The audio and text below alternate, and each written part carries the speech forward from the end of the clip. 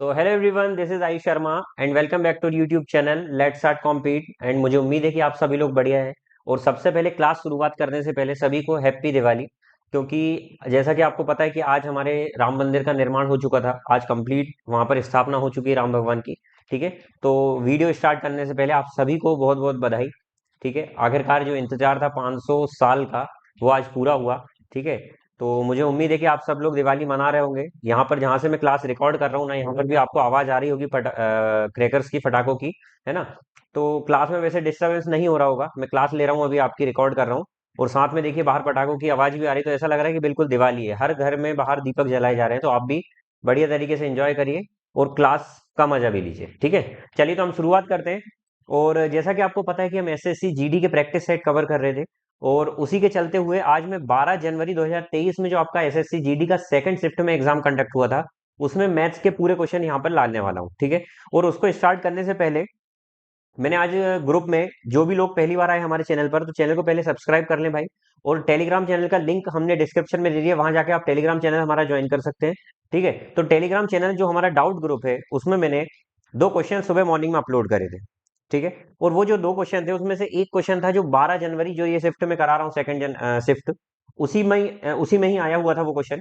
और वो क्वेश्चन इस शिफ्ट में तो आया ही है, साथ के साथ उससे रिलेटेड एक और मैंने क्वेश्चन डाला था, दो क्वेश्चन अपलोड करे थे, मतलब मैंने वहां पर सेंड किए थे।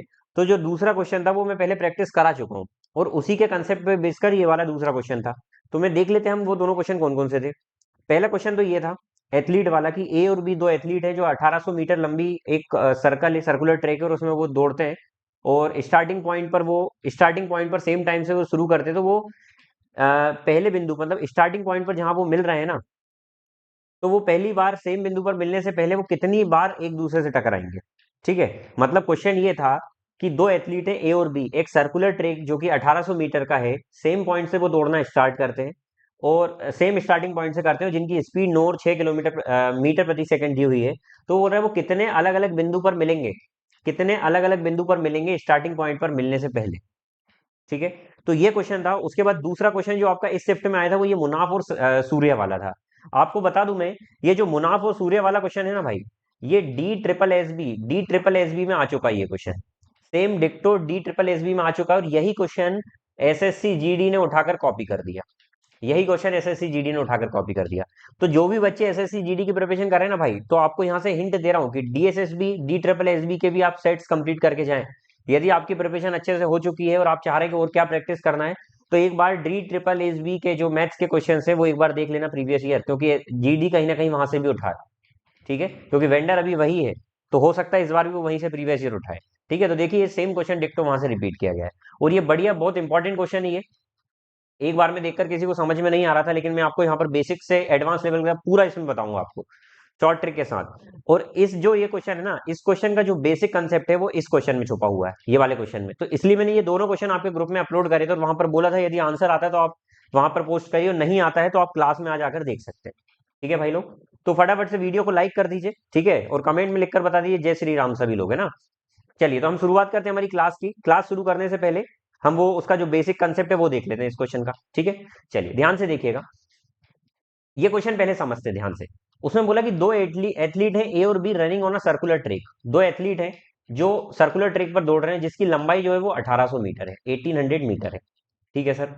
सेम स्टार्टिंग पॉइंट से यहां से दौड़ना शुरू करते हैं, और वो बोल रहा है स्पीड जो है एक की 9 मीटर प्रति सेकंड है, एक की 9 मीटर पर सेकंड है, और दूसरे की दी हुई है 6 मीटर पर सेकंड। उसके बाद बोला how many distinct point will they meet while running in opposite direction. जब वो अपोजिट डायरेक्शन में चलते हैं तो वो कितने डिस्टिंक्ट पॉइंट पर मिलेंगे। इसमें एक लाइन और ऐड कर लेना आप लोग, अपोजिट चलते हुए वो डिस्टिंक्ट पॉइंट पर मिलेंगे कब तक, जब तक वो ये बोल रहा है कि स्टार्टिंग पॉइंट से ये चले, तो ये यहीं पर मिलने से पहले देखो। अब क्या होगा, ये दोनों ने दौड़ना शुरू करा अपोजिट पॉइंट पर, एक इधर जा रहा है एक इधर जा रहा है। तो एक बार ये कहीं पर मान लो यहाँ मिल जाएंगे, फिर कहीं पर यहाँ मिल जाएंगे, फिर कहीं पर यहाँ मिलेंगे, मान लो एक आध बार यहाँ मिल जाएंगे, इस तरीके से मिलते रहेंगे। और मिलने के बाद एक ऐसा समय आएगा जब वो दोनों यहाँ पर भी एक बार मिलेंगे। तो यहाँ पर वही बोला जा रहा है कि वो फिर से यहाँ मिलने से पहले कितने अलग अलग बिंदुओं पर मिलेंगे। तो इसका जो शॉर्ट ट्रिक आपको सिखाई जाती है वो ये बोला जाता है भाई लोग, कि आप क्या करें, इन दोनों का रेशियो लें, स्पीड का रेशियो लें, और अपोजिट डायरेक्शन है तो उसको ऐड कर दें। तो मैं ये जो इसकी ट्रिक है ना, इसको बाद में बताऊंगा, ये पहले बता चुका हूं मैं। 12 तारीख को जो पहली शिफ्ट में कंडक्ट हुआ ना एग्जाम, फर्स्ट शिफ्ट में, वहां पर ये क्वेश्चन मैं बता चुका हूँ शॉर्ट ट्रिक इसकी। यदि आपको लगता है तो पिछली क्लास देख कर आए, जो 12 जनवरी को पहली शिफ्ट में एग्जाम कंडक्ट हुआ था, उसमें मैं ये एथलीट वाला क्वेश्चन करा चुका हूँ शॉर्ट ट्रिक में। लेकिन यहाँ पर मैं आपको इसका बेसिक बताने वाला हूँ, तो ध्यान से देखिएगा। ठीक है, तो देखिए यहाँ पर मैं ये बोल रहा हूँ कि 1800 मीटर की लंबाई है। 1800 मीटर की लंबाई है, तो अगर हम बोलते हैं कि ये पहला व्यक्ति यदि 9 की स्पीड से चल रहा है, तो ये पूरे सर्कल को कितनी देर में क्रॉस करेगा? तो सर अगर हम देखें कि ये 1800 मीटर की लंबाई है, अगर ये 9 की स्पीड से चलेगा ना, तो सर ये मीटर है और ये मीटर पर सेकंड है, तो इसको कितना समय लगेगा? तो आप बोलेंगे सर इसको 200 सेकंड का समय लगेगा। लगेगा। अच्छा, ये व्यक्ति से अगर हम पूछें तो ये बोलेगा मैं 1800 मीटर की दूरी 6 की स्पीड से यदि मैं चलूंगा तो मुझे 300 सेकंड का समय लगेगा। हमने बोला भैया इसको 200 सेकंड लग रहा है, इसको 300 सेकंड लग रहा है, तो दोनों को अगर साथ में कवर करना है, तो ये देखो ये 200 सेकंड में एक बार क्रॉस कर देता है, ये 300 सेकंड में क्रॉस कर देता है। तो मैं बोल रहा हूँ ऐसा कौन सा टाइम होगा जब ये दोनों साथ में क्रॉस कर देंगे? तो हम बोलेंगे सर इन दोनों का जो एलसीएम होता है, लीस्ट कॉमन मल्टीपल, 600वां सेकंड जो होगा ना, 600वें सेकंड में ये दोनों क्रॉस कर देंगे, एक साथ कहीं पर मिलेंगे। ठीक है, लेकिन यहां पर बोला गया है कि ये दोनों अपोजिट डायरेक्शन में दौड़ रहे हैं। अपोजिट डायरेक्शन में दौड़ने का मतलब ये होता है कि सर मैंने आपको पहले भी बताया था कि रिलेटिव स्पीड जब भी हम अपोजिट डायरेक्शन में जाते हैं ना, विपरीत जाते हैं ना, तो विपरीत जाने में रिलेटिव स्पीड प्लस हो जाती है। क्या हो जाती है? प्लस हो जाती है। तो उसी प्रकार से यदि मैं यहाँ पर देखूं तो सर 1800 की स्पीड को यदि दोनों विपरीत दिशा में जा रहे हैं, तो वो इस स्पीड से दोनों अगर रिलेटिव स्पीड के हिसाब से देखें तो वो कितनी देर में कवर करेंगे? तो आप बोलेंगे सर 9 और 6 होता है कितना?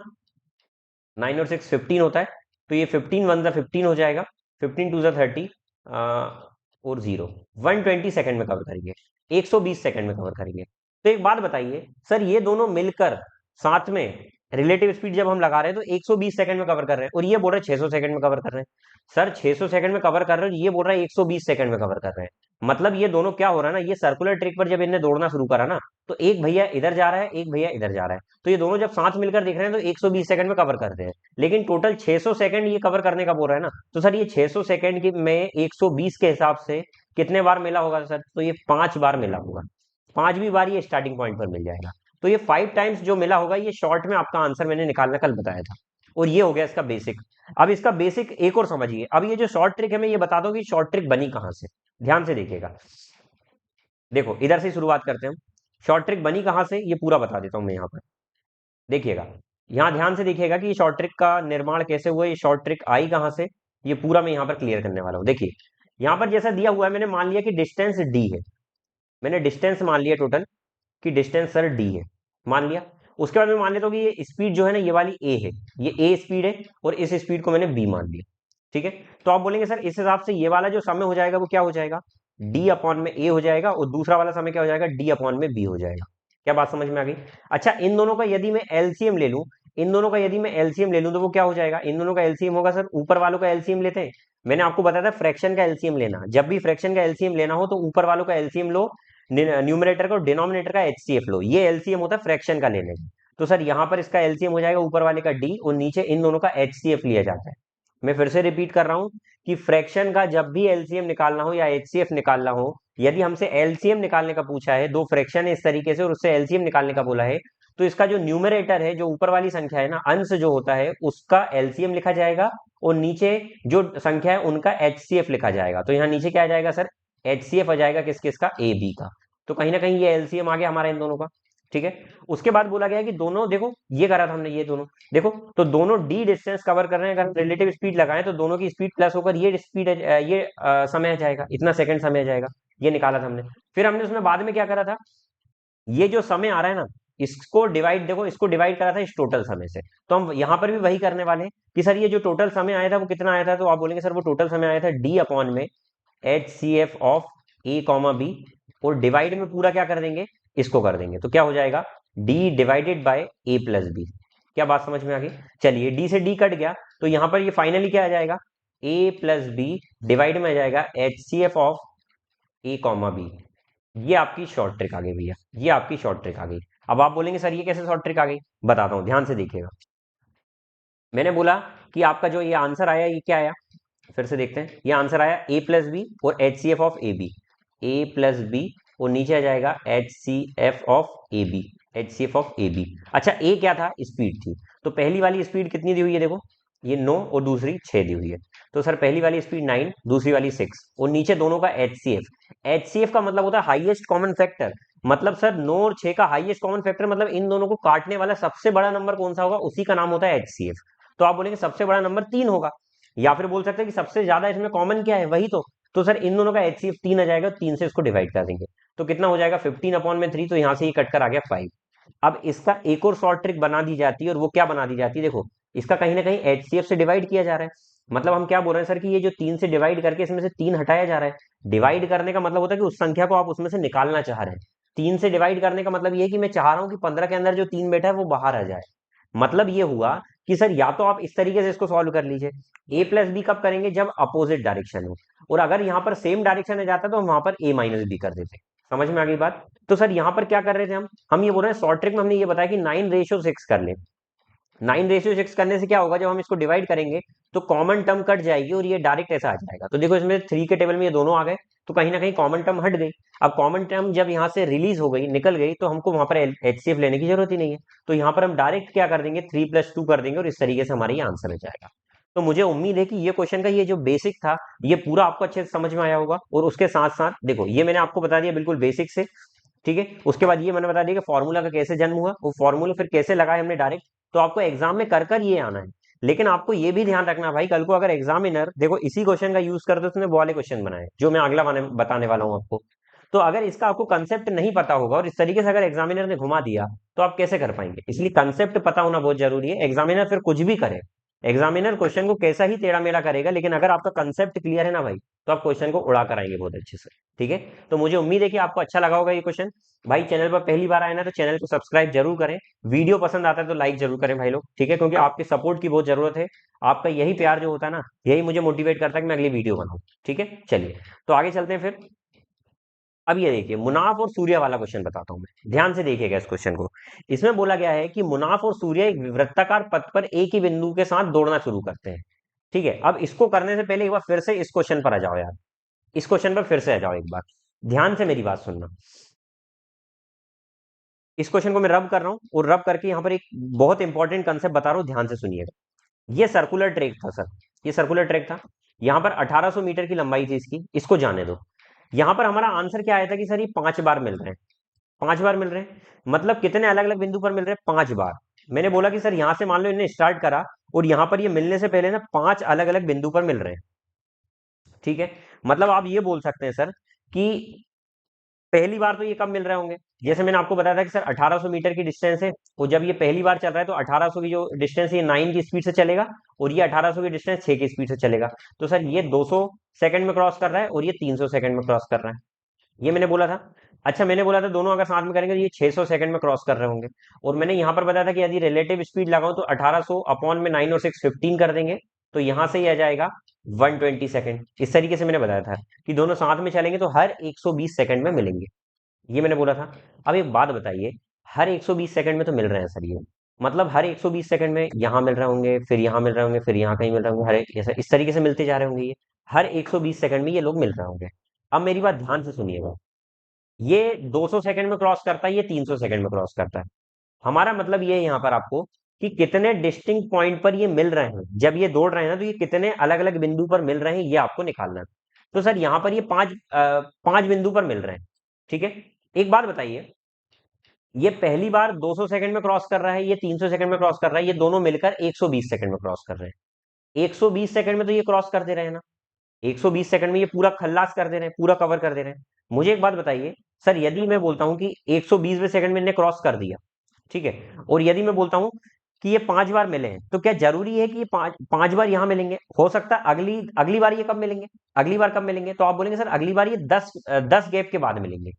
मतलब अभी ये 5 डिस्टिंक्ट पॉइंट पर मिलने के बाद मिल गए, फिर अगली बार ये 5 और कवर करेंगे, और 5 के बाद फिर मिलेंगे 10वें पॉइंट, 10वें अलग अलग बिंदु के बाद मिलेंगे। क्या बात समझ में आ रही। तो यही गैप 5 5 का चलता रहेगा, तो इसका आंसर 5 के मल्टीपल में आएगा। लेकिन कल को अगर मैं बोल देता कि ये 10 गैप के बाद यहां पर मिल रहे हैं, ठीक है, मतलब मैं बोल रहा हूं कि ये 10 गैप के बाद यदि यहां पर मिल रहे हैं, तो आपका आंसर क्या आ जाता। तो आपको समझ में नहीं आता सर क्वेश्चन किस तरीके से करा है, नहीं आता ना। देखो मैं इसका एक तरीका और आपको समझाना चाह रहा हूं, ध्यान से सुनिएगा। जैसे ये क्वेश्चन आया हुआ है, इसमें क्या बोला है, ध्यान से देखना कि मुनाफ और सूर्या ने एक साथ सेम बिंदु से सर्कुलर ट्रैक पर चलना शुरू किया, एक साथ सर्कुलर ट्रैक पर चलना शुरू किया। ठीक है, तो सर्कुलर ट्रैक पर चलना शुरू किया, तो यहां पर बोला गया हमारे से कि मुनाफ और सूर्य जो है ना, वो एक साथ एक बिंदु से दौड़ना शुरू करते हैं। ध्यान से देखिएगा कि मुनाफ और सूर्य एक वृत्ताकार पथ पर एक ही बिंदु से एक साथ दौड़ना शुरू करते हैं। तो हम ये वृत्ताकार पथ बना लेते हैं, मान लेते हैं मुनाफ और सूर्य यहाँ से दौड़ना शुरू कर रहे हैं, और वो बोल रहा है कि यहाँ पर वो the point on track at which they meet for the 31st time and same as they meet for the 43rd time. वो बोल रहा है जो 31वीं बार जो मिल रहे हैं ना, और 43वीं बार जो मिल रहे हैं ना, वो सेम बिंदु पर मिल रहे हैं। क्या बोला वो कि यहाँ पर एक ही बिंदु है, मान लो यहाँ पर वो 31वीं बार मिल रहा है, तो यहीं पर वो 43वीं बार भी मिल रहा है। 31st टाइम जो मिल रहा है ना, वही वो 43rd टाइम भी मिल रहा है। ठीक है, एक ही बिंदु पर। उसके बाद क्या बोला है कि जो स्पीड दी हुई है फास्टर ट्रेन और स्लोअर ट्रेन की, ट्रेन नहीं, स्लोअर बॉय और फास्टर बॉय की, वो दी हुई है n/1। तो n की क्या क्या वैल्यू पॉसिबल नहीं हो सकती वो आपको बताना है, क्या वैल्यू पॉसिबल नहीं हो सकती वो आपको बताना है। ठीक है, तो ध्यान से मेरी बात सुनिएगा इस क्वेश्चन में। सबसे पहली बात तो ये, इसको समझने से पहले इस क्वेश्चन पे वापस आओ एक बार। मैं इसको बता रहा था आपको, मैं ये बोल रहा हूं कि देखो, ये 5 डिफरेंट पॉइंट पर मिलने के बाद, बोला ना कि 5 डिस्टिंक्ट पॉइंट पर हमारा आंसर आ गया था, तो मैं बोल रहा हूं यहां पर कि 5 डिस्टिंक्ट पॉइंट पर मिलने के बाद ये 5वीं बार यहां मिल रहे हैं, यहां मिल रहा है 5 बार। ठीक है, how many distinct point they will meet, तो वो बोल रहा है कि 5वीं बार यहां मिलेंगे। ठीक है, अच्छा अगली बार कब मिलेंगे, तो सर अगली बार वो 5वीं बार के बाद 10वीं बार मिलेगा, फिर 15वीं बार मिलेगा। तो एक बात बताओ, ये 5-5 का गैप कंटिन्यू है कंटिन्यू, मतलब 5वीं बार मिला 5th टाइम, फिर 10th टाइम मिला, फिर 15th टाइम मिला, फिर 20th बार मिला। अच्छा मैं यहाँ पर क्वेश्चन में अगर ये बोल देता कि ये लोग ना 10वीं बार जो बिंदु पर मिल रहे हैं, वही 15वीं बार भी उसी बिंदु पर मिल रहे हैं, अगर मैं ऐसा बोल देता, तो आप क्या बोलते सर कि 5 का गैप है, मतलब ये 5 डिफरेंट पार्ट्स पर मिल रहे हैं, 5 डिफरेंट जगह पर मिल रहे हैं। तो आप बोलते सर 5 डिफरेंट जगह पर मिल रहे हैं, तो अगर पूछा जाता है कि how many distinct point they meet, तो आप बोलते 5 जगह पर। लेकिन यदि मैं बोल देता कि सर ये जिस 10वीं 10th पॉइंट पर जब मिल रहा है ना, वही 20th पॉइंट पर भी मिल रहा है, तो ये बात भी सही है ना कि सर 10वें पॉइंट पर जो मिल रहे हैं, उसी पॉइंट पर 20वें पॉइंट पर भी मिल रहे हैं। मैंने इसको स्किप करके बोल दिया, तो आप क्या बोलेंगे कि सर ये 10 बार बीच में 10 बार डिस्टिंक्ट पॉइंट पर मिलते हैं, तो ये तो गलत हो जाएगा ना। तो मेरा बोलने का मतलब यहाँ पर ये है कि अगर एग्जामिनर ये बोलता है कि ये 10वीं बार जो मिलता है वहीं वो 20वीं बार भी मिलता है, तो जो इनका डिफरेंस आता है ना, या तो वो आंसर आ जाएगा या उसका फैक्टर आंसर आ जाएगा, जैसे ये 5 आ रहा है। क्या बात समझ में आई? फैक्टर मतलब कि सर 10 हो सकता है या 10 से कम हो सकता है, उससे ज्यादा भी हो सकता है। कैसे ज्यादा हो सकता है कि सर कल को मान लो 10 की जगह में बोलते थे कि 30वें पॉइंट पे भी मिलते हैं, तो देखो 10 से ज्यादा हो जाएगा, तो 10 का फैक्टर हो जाएगा या 10 का मल्टीपल इसका आंसर हो जाएगा। क्या बोला मैंने? 10 का फैक्टर या 10 का मल्टीपल इसका आंसर हो जाएगा। तो उसी प्रकार से यदि इस क्वेश्चन में देखें मुनाफ और सूर्या वाले में, तो 31st टाइम और 43rd टाइम यदि ये मिल रहे हैं, तो सर 43rd में से अगर मैं 31 माइनस करूंगा, तो टोटल 12 बार ये डिस्टिंक्ट पॉइंट पर मिल रहे हैं, 12 बार डिस्टिंक्ट पॉइंट पर मिल रहे हैं। तो क्या आप बोलेंगे सर ये 12 बार अलग अलग बिंदु पर मिल रहे हैं, तो इसका आंसर क्या क्या हो सकता है? तो सर हो सकता है इसका आंसर या तो 12 हो, या 12 का कोई मल्टीपल हो, कि सर 12 का मल्टीपल 24 हो सकता है, 36 हो सकता है, इस तरीके से। या 12 का कोई फैक्टर हो सकता है, क्या क्या, 1 2 3 4 और 6, ये 12 के फैक्टर होते हैं, तो या तो ये हो सकता है, तो इनमें से कोई भी हो सकता है। क्या इतनी बात समझ में आ गई? बिल्कुल आ गई होगी। तो अब देखिए, ये तो कंसेप्ट आपको समझ में आ गया। अब ये क्वेश्चन आपका आया कहां पर है, तो वो बता देता हूं मैं। देखिए यहां पर ये क्वेश्चन लास्ट में आया हुआ है, वो देख लेते हैं पहले, ये वाला। तो इसमें देखिए मैंने आपको इतना बता दिया कि सर ये जो 12 मिल रहे हैं, इसका या तो आंसर 12 का मल्टीपल होगा, 24 36 इस तरीके से, या 12 का फैक्टर होगा, तो 12 का फैक्टर 1 हो सकता है, 2 हो सकता है, 3 4 और 6 और 12, ये हो सकता है आंसर। ठीक है, तो यहां पर ये बोला गया है कि स्पीड जो दी है स्लोअर फास्टर की कितनी, n/1। अब इसकी शॉर्ट ट्रिक हमको पता है सर, यदि स्पीड का रेशियो ये दिया हुआ है और ये किस डायरेक्शन में जा रहे थे, सेम डायरेक्शन में, तो सेम डायरेक्शन में रिलेटिव स्पीड क्या हो जाती है, माइनस। तो ये इसका आंसर होना चाहिए। तो ये आंसर कब होगा, तो जहां पर हमको n की वैल्यू क्या क्या पुट कर सकते हैं, देखो इसमें n ऑप्शन में दिया हुआ है, अपन इसमें से पुट करके देखते हैं। तो यदि मैं 5 पुट कर दूं n की जगह, तो 5 माइनस 1 कितना आ जाएगा, 4। तो सर 4 पॉसिबल हो सकता है, देखो दिख रहा है, बिल्कुल हो सकता है। उसका 4 पुट करके देखते हैं, तो सर 4 माइनस 1 3, 3 भी पॉसिबल है सर, ये भी आंसर हो सकता है, 4 ये भी हो सकता है आंसर। उसके बाद अगर मैं 3 पुट कर दूं, तो 3 माइनस, देखो ये दिया हुआ है 3, ये दिया हुआ है 3, अगर पुट कर दो तो 3 माइनस 1 हो जाएगा 2, तो सर ये 2 भी तो दिया हुआ है, दे देखो। तो हमारे ये तीनों आंसर है। 6 यदि मैं पुट करूंगा तो क्या होगा, ध्यान से दिखेगा, यदि मैंने 6 पुट करा तो क्या होगा, तो आप बोलेंगे सर यदि यहां पर आपने 6 पुट कर दिया तो 6 माइनस 1 5 हो जाएगा। तो सर ना तो 5 इसका फैक्टर है, ना ही इसका मल्टीपल है, तो 5 तो आंसर हो ही नहीं सकता। क्या बात समझ में आ गई? मुझे उम्मीद है कि भाई ये क्वेश्चन आपको बहुत अच्छे से समझ में आ गया होगा, क्योंकि मैंने इसको बेसिक से पूरा एडवांस भी बता दिया। ये क्वेश्चन कुछ नहीं था, मैं चाहता तो आपको डायरेक्ट ही ये समझा देता लेकिन ये आपके भेजे में नहीं जाता। ये आपके भेजे में नहीं जाता, क्यों नहीं जाता? क्योंकि इसका जो बेसिक कंसेप्ट है वो आपका, जो ये मैंने पहला क्वेश्चन सबसे बताया ना स्टार्टिंग में आपको, इसमें है। ये जो बेसिक कंसेप्ट है ना आपका, वो इसमें। तो मुझे उम्मीद है कि आपको ये दोनों क्वेश्चन क्लियर हो गए होंगे। यदि नहीं हुए ना भाई, तो फिर से वीडियो को पीछे ले जाइए, बैक ले जाकर करिए। यदि आपने इन क्वेश्चन को इग्नोर कर दिया ना भाई, तो आप एग्जाम में क्वेश्चन के नंबर गवा सकते हैं, क्योंकि ये इंपॉर्टेंट क्वेश्चन है और ये आने के चांसेस है। ये क्वेश्चन सीएचएसएल में भी आया हुआ है, सीजीएल में भी आया हुआ है मेंस में, और ये एसएससी जीडी में भी आया हुआ है, और ये कहीं ना कहीं डीएसएसबी जो आपका दिल्ली का जो एग्जाम होता है ना, DSSB वाला, उसमें आया हुआ है। और DSSB का एग्जाम भी आपके आने वाले, उसके फॉर्म भराना भी स्टार्ट हो गए। ठीक है, तो यदि आप चाहते हैं कि सर ये क्वेश्चन आपको एग्जाम में आ जाए, तो ये वीडियो को आप ध्यान से देखिएगा, ये क्वेश्चन को डबल रिपीट करके देखिएगा और इसको कहीं पर लिख लीजिएगा ध्यान से। ठीक है, चलिए तो हम आगे चलते हैं, अगले क्वेश्चन पर हमारे सेट की शुरुआत करते हैं। पहला क्वेश्चन आपकी स्क्रीन पर ये रहा, ध्यान से देखिएगा।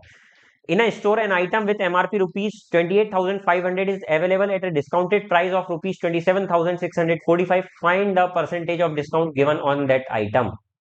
क्वेश्चन में बोला गया है कि 28,500 रुपए एमआरपी दी हुई है। ठीक है सर, एमपी जो दी हुई है वो कितनी दी हुई है? 28,500। कोई दिक्कत नहीं है सर इसमें। और उसको बाद में छूट के बाद इतने में बेचा जा रहा है। कितने में बेचने का बोल रहा है? 27,645 में बेचने का बोल रहा है। तो वो बोल रहा है कि उस वस्तु पर दी गई छूट प्रतिशत ज्ञात करें। तो सिंपल क्वेश्चन है, कोई बड़ा क्वेश्चन नहीं था। यदि आप देखें तो सर इसमें छूट कितनी दी हुई है, तो आप बोलेंगे सर 500 तो ये हो गया, 300 ये, तो 855 की छूट दी हुई है। कितने पर? तो छूट सर हमेशा यहां से दी जाती है, तो जितने से दी जाती है ओरिजिनल वैल्यू को नीचे लिखा जाता है। तो सर 28,500 पर, वो परसेंट में जाने के लिए क्या करेंगे? 100 का मल्टीप्लाई करते हैं। क्या बात समझ में आ गई? क्योंकि मैंने आपको बताया था फ्रैक्शन को परसेंटेज में ले आने के लिए 100 का मल्टीप्लाई किया जाता है, तो हमारा आंसर अब परसेंटेज में आएगा। 2 जीरो से सुन सा बसुन प्यार की धुन। 285 कहीं ना कहीं 3 जा हो रहा है। आप डायरेक्ट देखिए, 28 दिया 84 होता है 840, और 5 दिया 15, तो ये 3 टाइम में पूरा कट गया, तो 3% इसका आंसर है। ठीक है भाई, एग्जाम में इस तरीके से काटना नहीं होता कि सर आपको एग्जाम में ऐसा 855 अपॉन में 285 बचा, तो आप इसको 5 से काटेंगे कि 5 वन जा 5, 5 7 जा 35, 5 वन जा 5, फिर 5 5 जा 25, 5 7 35। ऐसा नहीं काटना होता है। आपको अप्रोक्सीमेशन देखना पड़ता है कि भाई 280 आ रहा है इसमें। ये मैं शॉर्ट ट्रिक आपको, जो मैंने आपको वैदिक मैथ्स की क्लास कराई हुई है यूट्यूब पर, आप देखना, उस वैदिक मैथ्स की क्लास में ये मैंने आपको समझाया हुआ है। ठीक है, तो 280 का मल्टीपल देखेंगे तो 840 होता है, और 5 का मल्टीपल 15, तो 840 और 15 855 होता है। तो इस तरीके से 285 3 जा हो जाएगा 855, तो 3% इसका आंसर हो जाएगा। ठीक है, तो ये डायरेक्ट इस तरीके से आपको सॉल्व करना है। तो ये हमारा आंसर हो गया। आगे देखते हैं। यदि अब भाई एक बात तो मानना पड़ेगा यार, मैंने एसएससी सीजीएल के भी आपको प्रैक्टिस सेट कवर कराए, एसएससी जीडी के भी मैं करा रहा हूँ। इनका कोई लेवल नहीं होता है। आप देखिए एसएससी जीडी में भी जो मैंने 2 क्वेश्चन कराए, ये अच्छे लेवल के, इनकी शॉर्ट ट्रिक होती है। हालांकि शॉर्ट ट्रिक से आप इनको उड़ा सकते हैं, बिल्कुल रट कर आप चले जाएंगे। 90% बच्चे इसको रट कर जाते हैं। लेकिन भाई मैं आपको सजेस्ट करूंगा, यदि आप मेरी वीडियो देख रहे हैं ना, तो रट कर नहीं जाए कोई भी क्वेश्चन को। यदि आप कोई ट्रिक सीख रहे हैं ना, तो उसके पीछे का कंसेप्ट भी सीखें। हवाबाजी बिल्कुल भी ना सीखें, क्योंकि जो कंसेप्ट होता है ना वही काम आता है। मैं खुद का एक्सपीरियंस बता रहा हूँ कि जो चीजें हम रट कर जाते हैं ना, वो एग्जाम में चांसेस होते हैं कि, क्योंकि वहां पर हमारे ऊपर प्रेशर होता है। एग्जाम में क्वेश्चन सॉल्व करना ही नहीं होता है, हमको एक टाइम बाउंडेशन के साथ क्वेश्चन को सॉल्व करना होता है।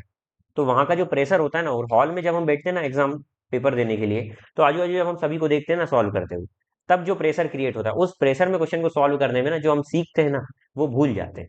इसलिए कोशिश करें कि कंसेप्ट को क्लियर करें, और जितना ज्यादा हो ना प्रैक्टिस करें। ठीक है, यदि आपको कंसेप्ट से क्लियरिटी होगी ना भाई, तो आपको एग्जाम में कुछ दिक्कत नहीं आएगी, मैथ्स से मोहब्बत हो जाएगी आप लोगों को। ठीक है, चलिए देखते हैं। यदि एक निश्चित धनराशि 2 वर्षों के लिए 10% की दर से वार्षिक चक्रवृद्धि आधार पर गणना किए गए चक्रवृद्धि ब्याज और साधारण ब्याज के बीच का अंतर 464 है, तो निवेश की गई धनराशि ज्ञात करें। If difference between compound interest compounded annually and simple interest on certain sum for 10% 2 year 464, find the sum। ध्यान से देख लेते भैया क्या बोला है। इसमें सीआई की बात की जा रही है और एसआई की बात की जा रही है। ठीक है, बोला जा रहा है कि रेट परसेंट है आपका 10%, कंपाउंडेड ईयरली है तो कोई दिक्कत ही नहीं, 10% एक साल में लग रहा है, टाइम दिया हुआ है 2 साल है। ठीक है सर, अच्छा यहाँ पर भी रेट है 10%। ठीक है, और टाइम दिया है कितना? 2 साल। तो यहाँ पर एक बात बताओ, टोटल यहाँ पर एसआई कितना हो जाएगा सिंपल इंटरेस्ट? तो आप बोलेंगे 10% के हिसाब से 2 साल में आपका टोटल 20% ब्याज लग जाएगा। लेकिन यदि यहाँ पर हम बात करें कि सर 10% के हिसाब से 2 साल में कितना कंपाउंड इंटरेस्ट लग जाएगा, तो 2 साल का आपको मैंने डायमंड रेशियो सिखाया हुआ है। डायमंड रेशियो मैंने सिखाया हुआ है कि डायमंड रेशियो क्या होता है। तो सर 2 साल का डायमंड रेशियो निकालेंगे तो 2:1 होता है। अच्छा हम क्या करेंगे, 10% का मतलब होता है 100 का निकाल देंगे, तो 100 का 10% 10, प्लस अब इसका 10% कितना हो जाएगा 1, आपस में मल्टीप्लाई करते हैं तो 20+1 = हो जाएगा 21। तो सर यहाँ पर 21% आ रहा है और ये 20% आ रहा है, इन दोनों का डिफरेंस कितना है 1%। शांति रखें, इसका मैं बेसिक तरीका भी बताऊंगा, ठीक है। इसका 1% की वैल्यू कितनी दी हुई है 464, इसका डिफरेंस दिया हुआ है 464। हमको 100% की वैल्यू निकालना है तो दो जीरो जड़ जाएंगे, 46,400 इसका आंसर है, ठीक है। तो ये तो आपका आंसर हो गया। अब दूसरा तरीका समझिए सर, सीआई पहले निकालना है सर। रेट दिया हुआ है 10%, टाइम दिया हुआ है 2 ईयर, ठीक है। तो हमको सबसे पहले यहाँ पर निकालना पड़ेगा कि सर यहाँ पर कितना कंपाउंड इंटरेस्ट आ रहा है। तो कंपाउंड इंटरेस्ट निकालने का तरीका क्या है सर, कि हम इसका डायरेक्ट अमाउंट निकाल सकते हैं। और कंपाउंड इंटरेस्ट का फॉर्मूला क्या होता है सर, 10% लग रहा है ब्याज, मतलब पहले साल में 100 से कितना हो जाएगा 110 हो जाएगा। और कितने साल तक लग रहा है सर, ये 2 साल तक लग रहा है। तो कहीं ना कहीं ये प्रिंसिपल इतना बन जाएगा, यही बोला गया है। और प्रिंसिपल कितना दिया हुआ है आपको, तो आप बोलेंगे सर देखो ये जीरो से जीरो कट गया, तो 121/100 हो जाएगा। और प्रिंसिपल कितना दिया हुआ है आपका, प्रिंसिपल तो दिया ही नहीं है सर। चलो तो प्रिंसिपल ऐसा ही मान लेते हैं, ठीक है। तो कहीं ना कहीं प्रिंसिपल का 1.21% हो जाएगा। उसके बाद यदि हम ब्याज देखें ये 10% के हिसाब से, 2 साल में सिंपल इंटरेस्ट कितना हो जाएगा, तो आप बोलेंगे सर सिंपल इंटरेस्ट तो सिंपल ही 10% 2 बार लगेगा तो 20% डायरेक्ट आ रहा है, ठीक है। तो ये तो 20% डायरेक्ट आ जाएगा। लेकिन यदि हम देखें कि सर 10% के हिसाब से 2 साल में कंपाउंड इंटरेस्ट कितना आएगा, तो कहीं ना कहीं देखो ये कॉम्प्लिकेटेड हो रही है मेथड। थोड़ी सी आवाज आ रही होगी बाहर, थोड़ा सा आज ना ये राम मंदिर का जो आपको पता है जो हुआ है, तो आज सब सेलिब्रेट करने में लगे हुए हैं, ठीक है। देखें, मैं आपको इसका दूसरा तरीका बताता हूँ। 10% से 11% हो जाएगा, ये 10 से 11 हो जाएगा रेशियो, क्योंकि 10% का मतलब होता है 10 से 11। और 2 साल की बात की जा रही तो इसका स्क्वायर हो जाएगा, तो कितना हो जाएगा 100 से 121 हो जाएगा। तो कहीं ना कहीं कितने परसेंट हो गया ये 21%। तो इन दोनों का डिफरेंस दिया हुआ है कितना 1%, और वही कितना है 464। तो आप इस तरीके से भी निकाल सकते हैं, ठीक है। The marked price of item is 25% more than cost price. Marked price जो आइटम का है वो कॉस्ट प्राइस से 25% ज्यादा है। अगर मैं कॉस्ट प्राइस को 100 मान लेता हूँ तो इससे 25% ज्यादा कितना हो जाएगा 125। रेशियो ले लेते हैं, सबसे बेस्ट है 25 5 25 4। क्या बात समझ में आ गई। वो बोला है कि डिस्काउंट देने के बाद उसको प्रॉफिट हो रहा है 10% का, 10% का प्रॉफिट भी हो रहा है भैया डिस्काउंट देने के बाद। मतलब डिस्काउंट दे रहा है 10% का, तो उसको प्रॉफिट हो रहा है 10% का। 10% का प्रॉफिट होने का मतलब क्या हुआ कि 10 की चीज को 11 में बेच दिया, 10 की चीज को 11 में बेच दिया, यही प्रॉफिट हो रहा है। मतलब सर यदि यहाँ पर ये 10 क्या होगा सीपी होगा, और ये क्या होगा एसपी होगा। तो सर यहाँ से सीपी से एसपी और सीपी का रेशियो कितना आ जाएगा सर, तो आप बोलेंगे 10 से 11 आ जाएगा। अब यहाँ पर सीपी 10 है, यहाँ पर सीपी 4 है, ये कैसे पॉसिबल है सर। तो इन दोनों को सेम बनाना पड़ेगा। तो हम क्या करें सर, एक काम करते हैं, इसमें पूरे में 4 का मल्टीप्लाई कर लो तो ये 40 से 44 हो जाएगा। इस पूरे में 10 का मल्टीप्लाई कर दो तो ये 50 हो जाएगा और ये 40 हो जाएगा। अब यहाँ से इन दोनों का यूज करके यदि मैं एमपी सीपी और एसपी ले लूँ तो यहाँ से क्या रेशियो बन जाएगा, तो आप बोलेंगे सर 50 एनपी आ गई, सीपी आ गई 40 एंड एसपी आ गई 44। क्या निकालने का बोल रहा था, व्हाट शुड डिस्काउंट, कितना डिस्काउंट दिया गया। तो भाई डिस्काउंट कितना दिया गया आप देखें, तो आप बोलेंगे सर 6 का डिस्काउंट दिया गया, कितने पर 50 पर, परसेंट में जाने के लिए 100, तो ये 12% आपका आंसर आ गया, ठीक है। थोड़ा सा कॉम्प्लिकेटेड लग रहा होगा, मैं एक बार इसका दूसरा इजी तरीका बता देता हूँ, ठीक है। ध्यान से देखिएगा एमपी सीपी, हम इसको सीरियल वाइज लिखते हैं, देखिए सीपी से कुछ फायदा एसपी से कुछ फायदा एमपी। यहाँ पर बोला गया कि जो एम मार्क्ड प्राइस है वो 25% ज्यादा है कॉस्ट प्राइस से। सर तो कॉस्ट प्राइस यदि मैं मान लेता हूँ 4 है, क्योंकि 25% का मतलब क्या होता है 1/4। तो यदि कॉस्ट प्राइस 4 है तो उससे एक ज्यादा कितना हो जाएगा 5, क्या हो जाएगा एमपी हो जाएगा। अब वो बोला कितना डिस्काउंट दिया जाए कि उसको सेलिंग प्राइस उसको 10% का प्रॉफिट हो जाए। 10% का प्रॉफिट होने का मतलब होता है सर कि 10 की चीज को 11 में बेचा, तब तो 10% का प्रॉफिट होगा। क्यों, क्योंकि सर 10% का मतलब हमने सीख कर आए हैं 10 अपॉन, सॉरी 10% का मतलब क्या होता है, बोलो भाई 1/10 ये होता है, ठीक है। 10 की चीज को एक ज्यादा में बेचना। तो अब देखेंगे सर इन दोनों को सेम बनाना पड़ेगा। तो सेम बनाने के लिए क्या करेंगे, इसको सर 2.5 टाइम्स कर दो, 2.5 टाइम्स कर सकते हैं, ऐसा भी कर सकते हैं, पॉइंट में जा रहा है कोई इतना टफ नहीं लग रहा है ना। तो ये 10 हो जाएगा, या फिर इन दोनों का मल्टीप्लाई कर सकते हैं आपस में। तो 4 का मल्टीप्लाई इसमें करेंगे तो ये 40 हो जाएगा, 4 का मल्टीप्लाई फिर इसमें भी होगा तो कितना हो जाएगा 44। अब 11 का मल्टीप्लाई जब इसमें हुआ तो इसमें भी होगा तो ये 55 हो जाएगा। रेशियो को सेम करना है और यहाँ से फाइंड कर देना, ठीक है। तो मुझे उम्मीद है कि आपको ये समझ में आ गया होगा, डिस्काउंट कितने का दिया ये आपको समझ में आ गया होगा। यहाँ पर कहीं गलत तो नहीं कर दिया ना इसमें, कि हमने कितने का डिस्काउंट दिया, what should the discount given on selling price पर कितना डिस्काउंट दिया जाए। हाँ, discount given on the selling price पर कितना डिस्काउंट दिया जाएगा आगे पर, ठीक है, सही है। 10 4 ज़ा 40। हम्म। एक सेकंड, ये 50 आ रहा है ना, हर कहीं सही नहीं बोलते, चले आगे देखते हैं। आयत की लंबाई और उसकी चौड़ाई का 3 गुना है। आयत की जो लंबाई है वो उसकी चौड़ाई का 3 गुना है।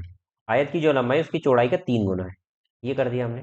उसके बाद क्या बोला है, यदि इसकी लंबाई 7 सेंटीमीटर कमी की जाए, लंबाई में 7 सेंटीमीटर कम कर दिया जाए और चौड़ाई में 7 सेंटीमीटर की वृद्धि की जाए, तो क्षेत्रफल 21 सेंटीमीटर बढ़ जाता है। हम मान लेते हैं कि सर इसकी लंबाई है 3x, चौड़ाई है 1x, ठीक है। तो पहले सर अगर हम निकालते एरिया, तो इसका एरिया कितना आ जाता, तो आप बोलेंगे सर पहले इसका जो एरिया आता वो 3x लेंथ इंटू ब्रेथ आ जाता। तो कितना हो जाता, ये 3x² हो जाता, ठीक है। अच्छा, बाद का एरिया देखें तो कितना हो जाएगा इंक्रीज होने के बाद। तो सर इसमें बोला जा रहा है कि इसकी लंबाई को 7 कम कर दिया और इसकी चौड़ाई को 7 बढ़ा दिया। तो सर हम इसका मल्टीप्लाई करते हैं तो 3 1 ज़ा, इसका मल्टीप्लाई पहले इसमें होगा तो कितना हो जाएगा 3x²। फिर इसका मल्टीप्लाई इसमें होगा तो कितना हो जाएगा प्लस का 21x। फिर इसका मल्टीप्लाई इसमें होगा तो कितना हो जाएगा माइनस का 7x। और फिर इसका मल्टीप्लाई इसमें होगा, फाइनली कितना हो जाएगा माइनस का 49। 3x² ये जाएगा जब तो कितना हो जाएगा माइनस प्लस का 14x माइनस का 49 हो जाएगा। क्या बात समझ में आ गई इतना। अच्छा, इन दोनों का जो डिफरेंस दिया हुआ है वही तो हमको गिवन है। तो इन दोनों का अगर हम डिफरेंस निकालते हैं तो वो कितना आता है 14x माइनस 49, इसका अंतर। और यही हमको कितना दिया है क्वेश्चन में 21। तो 14x की वैल्यू कितनी आ जाएगी 70। तो x कितना आ जाएगा 5।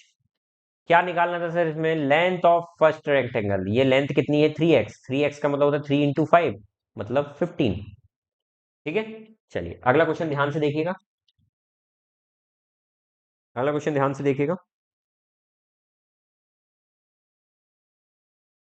A sum of rupees P was borrowed and paid back in two equal yearly installment, each of rupees 35,280. If rate of interest was 5% per annum and interest is compounding annually, then the value of P is। धनराशि rupees P रुपए की धनराशि उधार ली गई और दो समान वार्षिक किस्तों में भुगतान की गई, जिनमें से प्रत्येक की धनराशि 35,280 है। यदि ब्याज की दर 5% वृद्धि है और तथा ब्याज का संयोजित वार्षिक रूप से किया गया है, तो पी का मान ज्ञात करें। ध्यान से देखिएगा, क्वेश्चन बड़ा इजी है। सीआई का मैं इंस्टॉलमेंट निकालना बताता हूं। सीआई का इंस्टॉलमेंट निकालने का तरीका क्या है। 5% दिया हुआ है, 5% का मतलब ये होता है सर 1/20। मतलब यदि मैं मान लेता हूं कि सर 20 रुपए कोई राशि है, तो वो 20 से कितनी हो जाएगी 21 हो जाएगी। 20 से कितनी हो जाएगी 21 हो जाएगी। मैं दोनों किस्त मान लेता हूँ 20-20 रुपए की, ठीक है। अच्छा, दूसरी किस्त क्या बोलेंगे सर, दूसरी जो किस्त हो जाएगी वो 20 रुपए के वर्ग से, क्योंकि दूसरे साल की है, तो 20 के वर्ग से 21 का वर्ग हो जाएगी। अच्छा, ये जो होता है ये प्रिंसिपल नाम से जाना जाता है और ये इंस्टॉलमेंट नाम से जाना जाता है। तो सर ये दोनों इंस्टॉलमेंट बराबर होना चाहिए ना। तो यहां पर हम देखेंगे सर ये 21 का वर्ग है, यहाँ पर एक 21 की कमी है। दो इंस्टॉलमेंट थी ना, क्योंकि 2 साल का बोला था, तो पहले साल का ये आ जाएगा 20 से 21 और दूसरा 20 के स्क्वायर से 21 का स्क्वायर। तो इसको सेम बनाने के लिए इस पूरे में 21 का मल्टीप्लाई किया, तो क्या हो जाएगा ये 420। दूसरा क्या आ जाएगा 441 और नीचे क्या चल रहा है 400 रेशियो में 441, ठीक है। तो ये आपकी इंस्टॉलमेंट है पर ईयर की, ये इंस्टॉलमेंट है इक्वल इक्वल। और यहां पर ये जो टोटल आता है ये प्रिंसिपल होता है, तो टोटल प्रिंसिपल कितना आ गया आपका 820। जोड़ का प्रिंसिपल आता है और ये इंस्टॉलमेंट होती है। और टोटल अमाउंट जो पे करेंगे वो कितना हो जाएगा 882। क्या बात समझ में आ गई। मुझे उम्मीद है कि ये समझ में आ गई होगी। आपको प्रिंसिपल ही तो निकालना भाई, प्रिंसिपल मतलब 820 की वैल्यू निकालना है, एक ही मल्टीपल दिख रहा है भाई यहाँ पर, ठीक है। तो यहाँ पर क्या दिया हुआ है हमको, इंस्टॉलमेंट दी हुई है। अच्छा, हमारे हिसाब से इंस्टॉलमेंट कितनी 441, तो 441 की वैल्यू आपको दी हुई है 35,280। 280 निकालना कितने की वैल्यू 820 की, तो निकालते हैं चलिए। 35,280 किसके बराबर है, तो आप बोलेंगे 441 के बराबर है। निकालना कितने की वैल्यू है, तो आप बोलेंगे 820 की वैल्यू निकालना है। बस इसको सॉल्व करना है और आपका क्वेश्चन आपके कदमों में होगा। कहाँ होगा आपके कदमों में, चरणों में। देखें, तो इसको डिवाइड करने का तरीका ये कितने बार में जा रहा है, आप 9 से कर सकते हैं। 9 से ये कट रहा है कि 5 6 7 7 15, बिल्कुल 9 से कट रहा है। 9 4 ज़ा 36, 9 9 ज़ा 81। यहाँ पर इसको डिवाइड करेंगे, 9 3 ज़ा 27, 9 9 3 ज़ा 27 हो गया, 9 9 ज़ा 81, 9 2 ज़ा 18, सुन, ठीक है, सुन सबा सुन। 7 से डिवाइड करते हैं, 7 7 से 49, 7 5 से 35, 7 6 से 42, 0, 7 80 से ये पूरा डिवाइड हो जाएगा, और 8 8 से 640 और 160, तो 656 हो जाएगा, और दो जीरो आ जाएंगे। ठीक है, तो 65,600 इसका आंसर होगा, 65,600। ठीक है, चलिए अगला क्वेश्चन देखें। The 5 digit number this is divisible by 11। ये 5 अंकों की संख्या 11 से पूर्णतः विभाजित हो रही है यदि इनकी डिजिट को रीअरेंज कर दिया गया in increasing order. Increasing order का मतलब ये होता है कि आपको इसको इंक्रीजिंग ऑर्डर में इसको चेंज कर देना है। अब इंक्रीजिंग ऑर्डर किस तरीके का होता है बताता हूं, देखिए यहाँ पर दिया हुआ है डिजिट्स 32054। ठीक है, तो अब इसको इंक्रीजिंग ऑर्डर में आपको जमाना है, तो क्या होगा इंक्रीजिंग ऑर्डर, तो सर 0 2 3 4 5, ये मैंने इंक्रीजिंग ऑर्डर में जमा दिया। अब ये किससे डिवाइड हो रहा है सर, लास्ट में 5 आ रहा है तो 5 से तो डिवाइड होगा ही, ये तो कंफर्म है। 2 से डिवाइड नहीं होगा, क्योंकि 2 का विभाजिता का नियम क्या होता है कि किसी भी संख्या की last digit, any number whose last digit is completely divisible by 2 then the number is also divisible by 2, या फिर यदि लास्ट डिजिट इवन नंबर है तो वो 2 से डिवाइड होगी, लेकिन ये तो ऑड नंबर है तो ये 2 से होगी नहीं। 3 से ये होगी नहीं, क्योंकि सम ऑफ डिजिट देखिए 4 5 6 और 3 9 और 5, सम ऑफ डिजिट 3 से डिवाइड नहीं हो रहा तो ये नंबर भी नहीं होगा, तो 5 से ये डिवाइड हो रही है पूरी, तो यही हमारा आंसर हो जाएगा। ठीक है, 30 man cut 50 trees in 10 hours. 10 घंटे में खत्म कर देते हैं।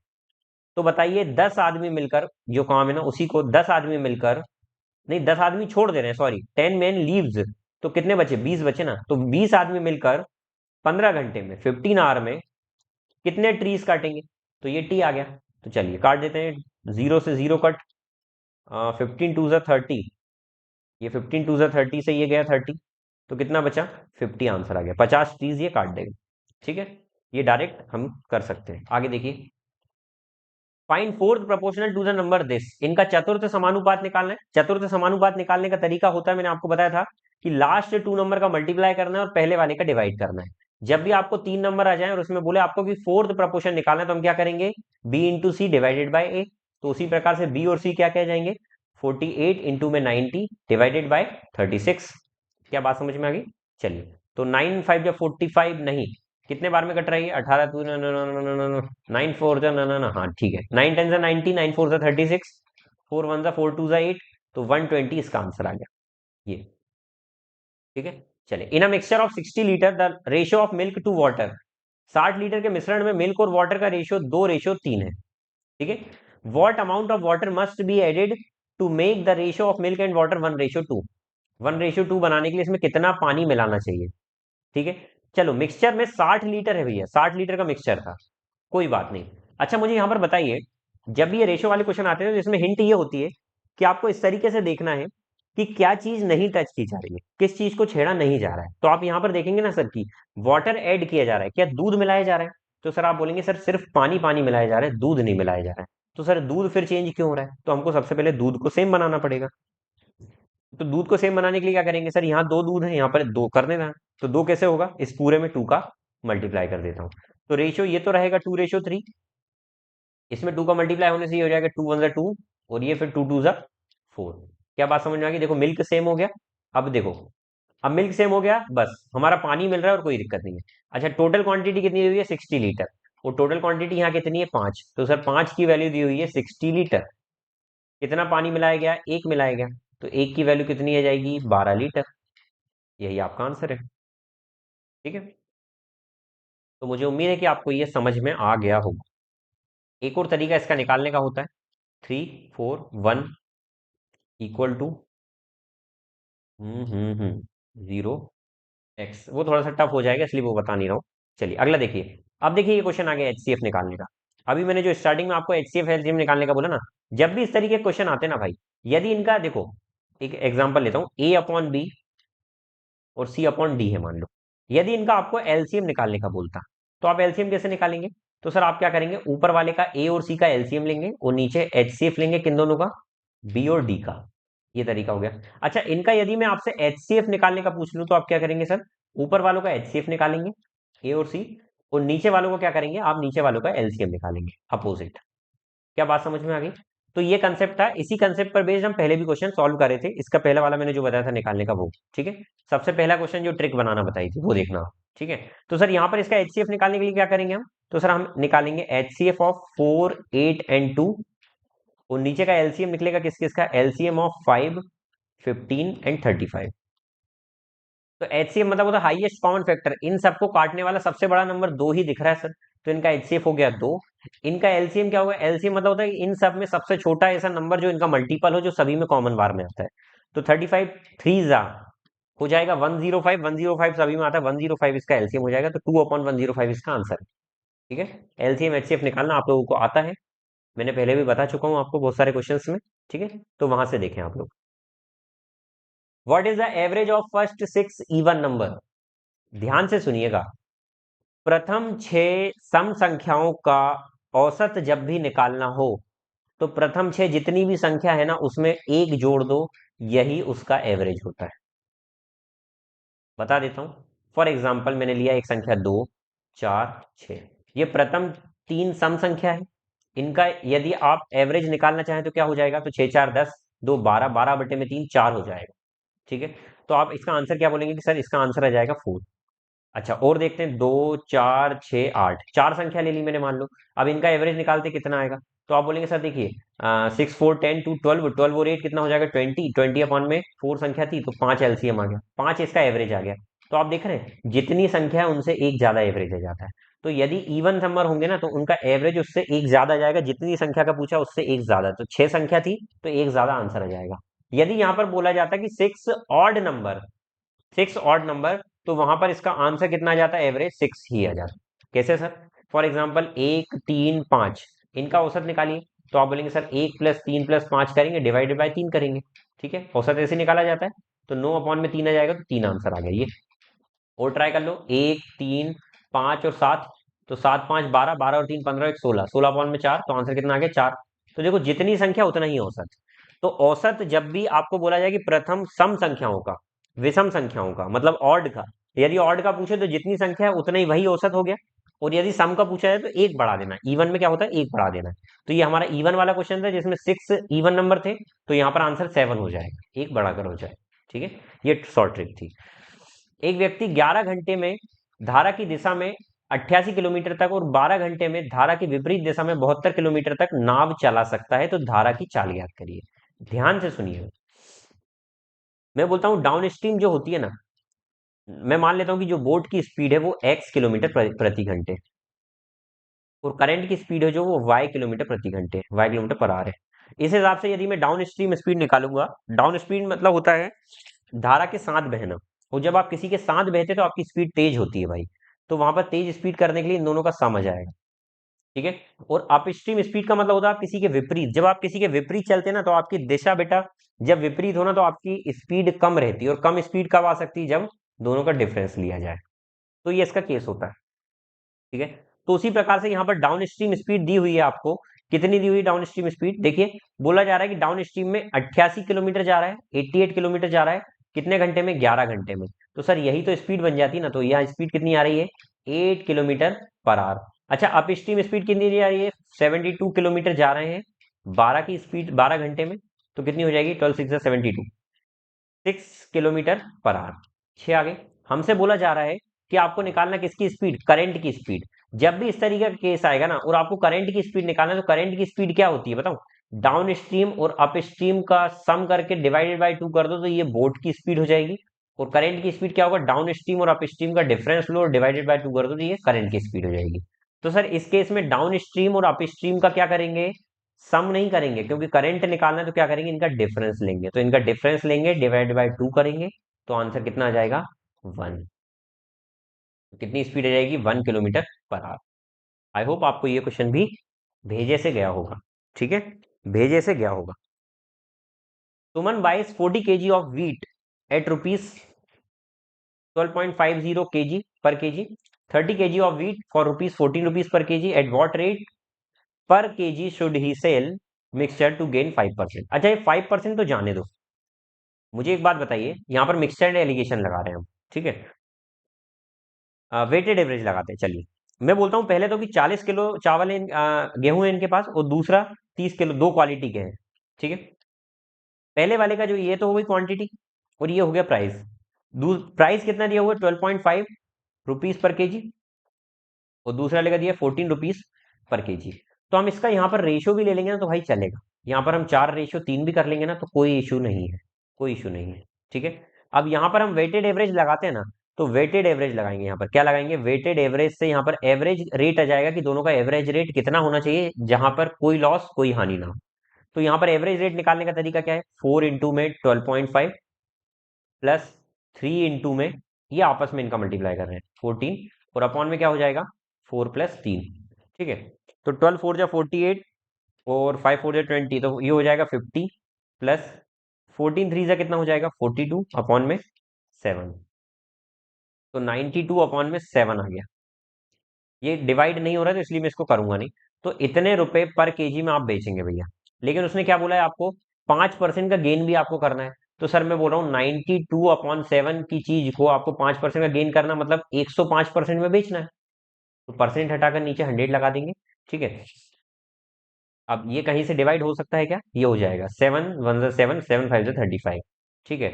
चलो 15 2 जा 30 का 0, 3 कैरी ओवर, 15 9 जा 135 और 138, और नीचे 100 चल रहा है। 100 के 0 से 0 कटा, एक के पहले यहाँ पॉइंट। तो 13.8 रुपीज पर केजी में यदि वो बेचेगा ना पूरे को, पूरे मिश्रण को, तो उसको 5% का क्या होगा, फायदा होगा। इसमें आपका फायदा, घाटा नहीं। इसमें तेरा घाटा, उसमें क्या उसका जाता, सब कुछ जाता है भाई। देखें, Kapil and Prakash together can do piece of work in 45 days। Prakash and Pihu, देखो कपिल भाई साहब एंड प्रकाश बाबू, बाबू सोना धनिया पुदीना, ये 45 डेज में काम कंप्लीट करते हैं दोनों मिलकर। दूसरा बोला जा रहा है प्रकाश, इस तरीके के क्वेश्चन से आप हो गए होंगे वैसे तो हैबिचुअल, क्योंकि बहुत बहुत बार ये क्वेश्चन करा चुका हूं मैं। ये 60 दिनों में काम कंप्लीट करते हैं। और आगे बोला जा रहा है कि सर कपिल और पीहू, पीहू मैम कितने दिन में कर रहे हैं, ये 60 डेज में कर रहे हैं। तो यदि मैं इनका एलसीएम लूं तो कितना हो जाएगा, 180 हो जाएगा। ठीक है। तो ये हो जाएगा 9 4 बार में, ये हो जाएगा 3 बार में, और ये 3 बार में। तो ये इनकी क्षमता आ गई। लेकिन ये जो 4 क्षमता आई है ना, ये इन दोनों की क्षमता है। ये 3 क्षमता आई है इन दोनों की है। तो इस तरीके से यदि मैं इनको जोड़ूंगा ना भाई, तो यहाँ पर 2 कपिल आ जाएंगे, 2 पीहू आ जाएंगी, पीहू, और 2 प्रकाश आ जाएंगे। और इस तरीके से यहाँ पर ना ये इनको जोड़ेंगे तो कितना हो जाएगा, 3 + 3 6 और 4 10 आ जाएगा। तो यहाँ से इन तीनों की अगर मैं क्षमता निकालूं तो कितनी आ जाएगी, जोड़कर 5 आ जाएगी। हमारे से क्या बोला है कि कपिल प्रकाश और पीहू मिलकर कितने दिन में फिनिश करेंगे, तो सर इनकी क्षमता है 5। तो सर 180 काम यदि इनसे कराना है तीनों से, तो 5 की क्षमता से ही कवर करेंगे। तो 36 दिन में ये कवर कर देंगे। ठीक है।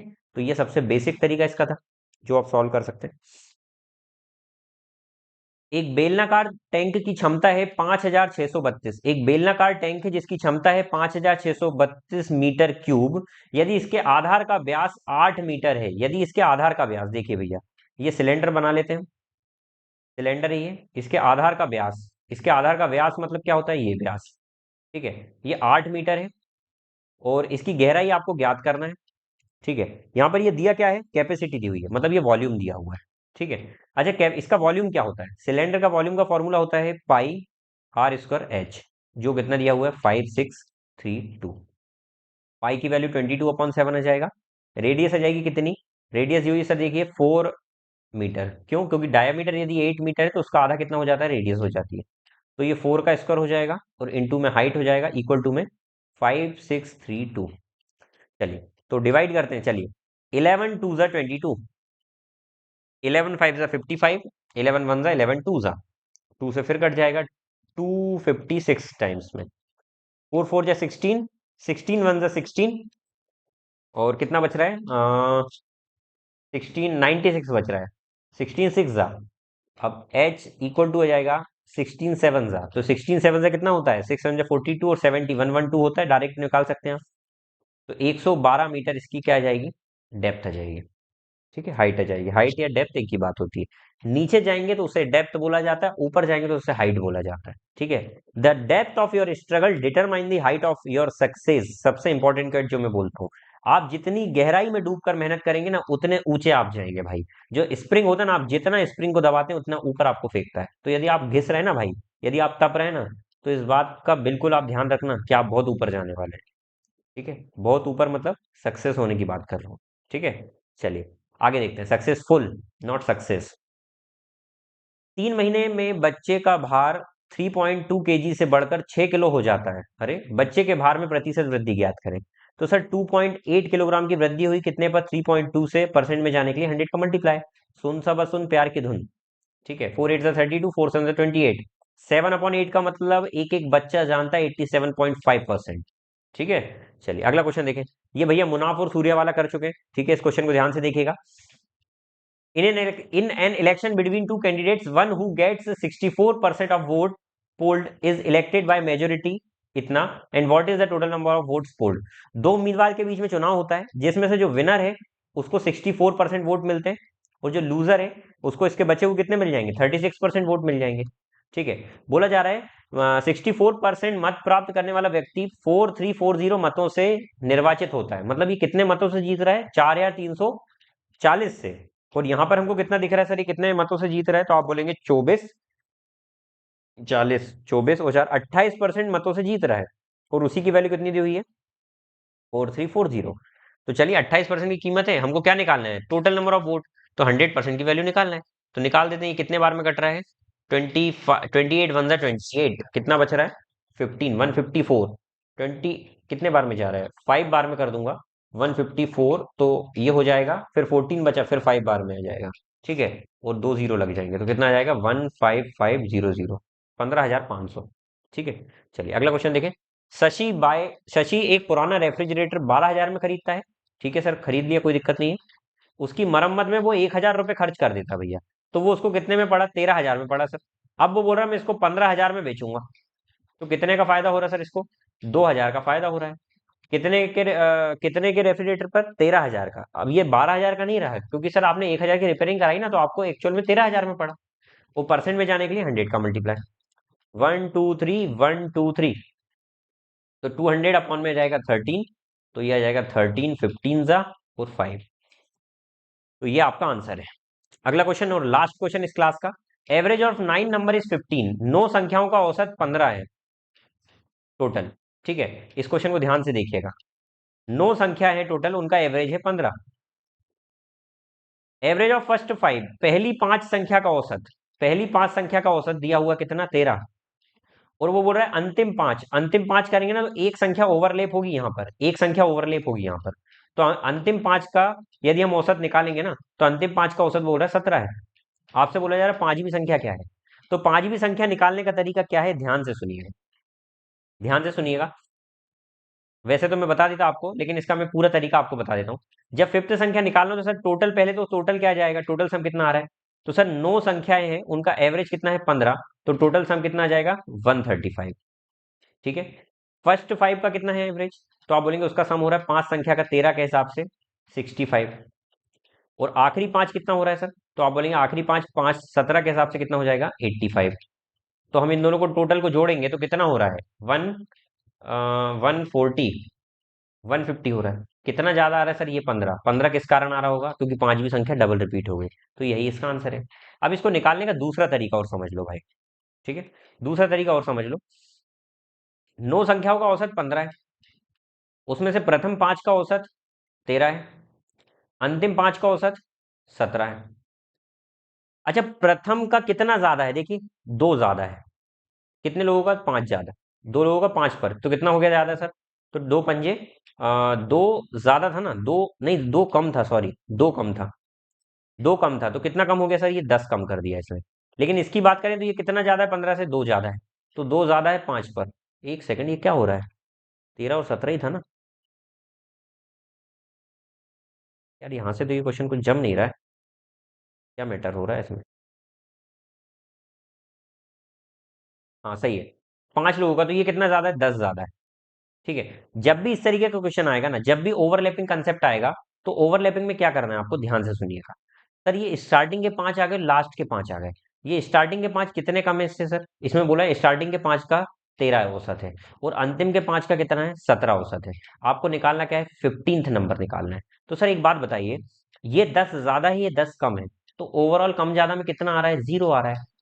जब भी ओवरलैपिंग होता है, तो यहाँ पर केस समझा था मैं, लेकिन ओवरलैपिंग वाला ये कंसेप्ट बन नहीं रहा है यार, क्योंकि यहाँ पर जीरो आ रहा है। वो ट्रिक में जीरो में नहीं समझा पाऊंगा, एक एग्जांपल ले लेते हैं, चलो एक एग्जांपल लेकर समझा देता हूँ। देखो, मैंने बोला मान लो 9 संख्याएं, इसी प्रकार का एक नंबर लेता हूँ, 9 संख्या का औसत मान लेते हैं 15 है। और छोटा नंबर ले लेते हैं, मान लेते हैं 5 संख्या है, 5 संख्याओं का औसत 10 है। ठीक है, उसमें से मान लेते हैं उसमें से ना मान लो आपसे मैं पूछा जा रहा हूँ तीसरी संख्या, थर्ड संख्या आपसे पूछी जा रही है।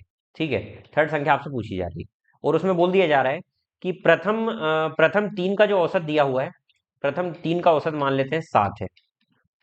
प्रथम 3 का औसत कितना है? 7 है। और अंतिम 3 का औसत जो है ना वो 11 है। अंतिम 3 का औसत कितना है? 11 है। तो अब मुझे बताइए कि तीसरी संख्या कितनी होगी? तीसरी संख्या कितनी होगी? तो मैं तीसरी संख्या एक एग्जांपल मान लेता हूँ कि तीसरी संख्या आप कितनी मान रहे हैं। मैं मान लेता हूँ पांचों संख्या मान लेता हूँ, 1 2 3 4 5, पांचों संख्या मान लेते हैं। एक काम करते हैं, तो 5 का औसत 10 आ रहा है ना, 50 करना है ना, तो मान लेते हैं ये 12 है, ये 10 है, 22, 22 5 27, 27, 27 के बाद इसको मान लेते हैं 27, और 27 के बाद इसको मान लेते हैं 12, 27, 12 मत मान लो, 10 मान लो, 27 37, और इसको अंतिम को मान लो 13। ये 50 हो गया।